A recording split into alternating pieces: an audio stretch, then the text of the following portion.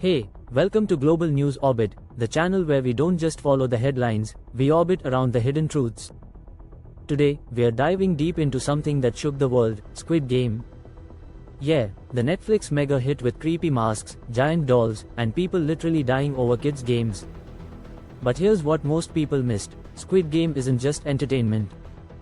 It's a mirror, showing us something terrifying about the world we live in. You see, while the games in the show were fiction, the people, the pain, the desperation, were all too real. The 456 players weren't evil or twisted. They were broke, in debt, trapped. Sound familiar? Because millions of people around the world are in that same position right now. In South Korea, household debt has crossed $1.7 trillion. In the US, over 500,000 families go bankrupt every single year because of medical bills. In India, Pakistan, and many other nations, people sell organs just to feed their families. And no, that's not a metaphor. Real people, real organs. So when we watch Squid Game and think, wow, what a crazy show, maybe we should be asking, how close am I to playing this game myself? The real horror isn't the games. It's the system that creates them. Every day, people play games like Debt vs Dignity, where your options are work yourself to death and still be poor, or borrow money you'll never be able to repay. This isn't just a poverty issue. It's a global crisis. A working class crisis. A humanity crisis.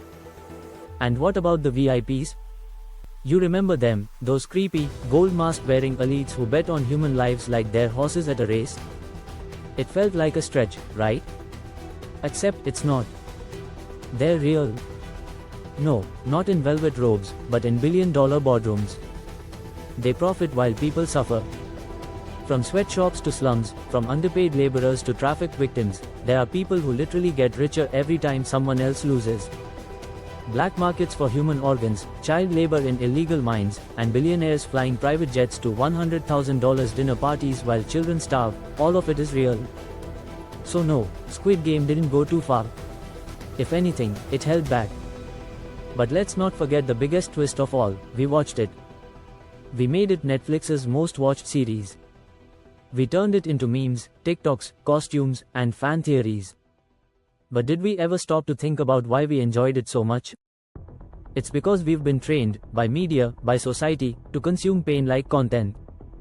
We cheer for suffering if it comes with good editing and suspenseful music. Squid Game exposed that.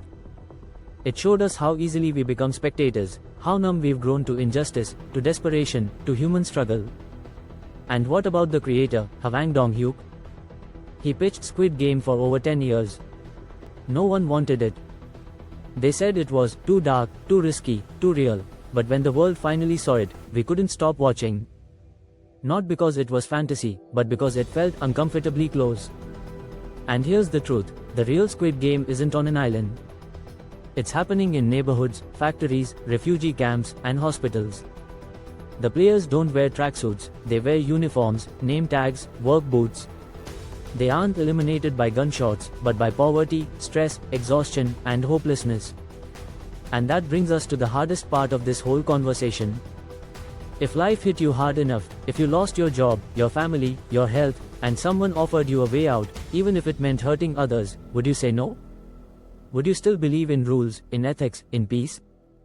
Or would you play? That's the question Squid Game forces us to face.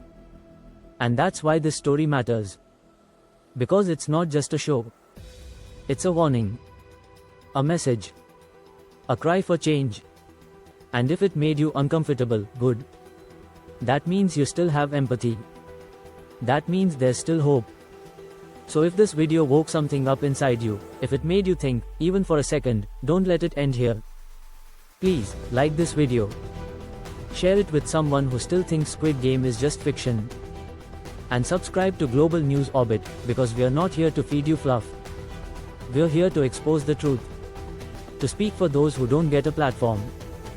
And to remind you that you are part of the system, which means you can help change it. This isn't just a video. It's a call to action. So be kind. Be loud. Stay human. And whatever you do, don't play the game.